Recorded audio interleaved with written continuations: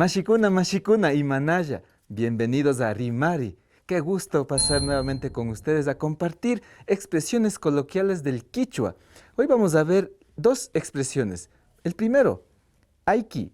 Aiki lo utilizamos para poder indicar una situación que sucede frecuentemente. Por ejemplo, en Quichua tenemos Aiki chaybishaykunataka uyashkani. Lo que equivale en castellano es frecuentemente se escucha esa noticia.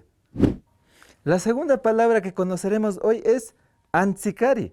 Antsikari lo utilizamos para alegrarnos sobre algún hecho que ha ocurrido, está ocurriendo o va a ocurrir. Su equivalencia en el castellano sería algo así como qué bien, qué bueno, excelente.